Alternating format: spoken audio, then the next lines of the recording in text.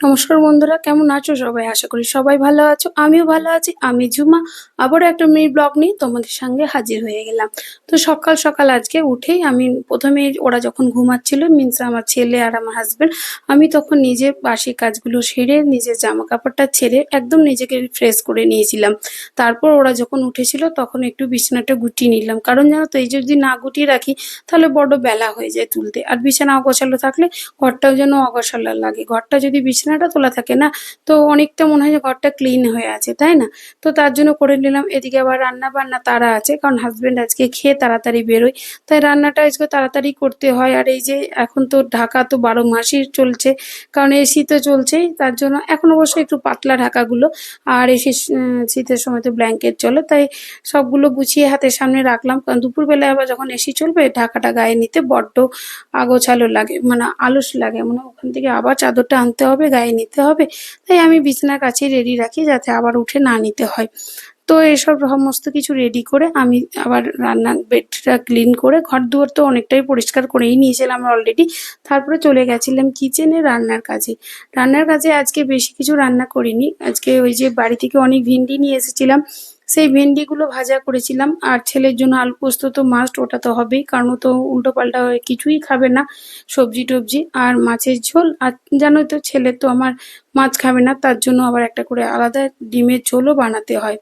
তো সবজিগুলো কাটতে কাটতে আমি ছেলেকে বললাম যে, আজকে কি কিছু খেতে মন হয়েছে? ও মা, ও বলার আগেই কিন্তু ও আগে আমাকে বলে দিল যে আজকে বাড়িতে কিন্তু মোমো করব, আমি আমার বন্ধুদেরকেও খাওয়াবো। নে বাবা, এ তো বিরাট সমস্যায় পড়ে গেলাম। মোমো তো অনেক ঝামেলা আছে, সেই মোমো বানাতে তো অনেক সময় লেগে যাবে।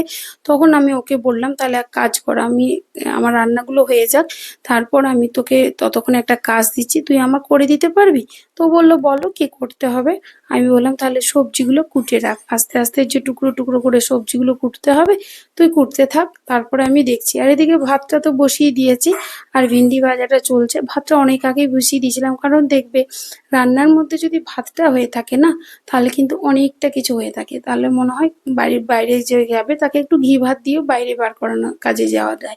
তাছাড়া কিন্তু খুব অসুবিধা হয়ে যায়, ওই জন্য আমি সবার আগে ভাতটা বসিয়ে দিই। আর এদিকে ভিন্ডিটাও চলছে, তার সাথে রান্নাগুলো চলছে।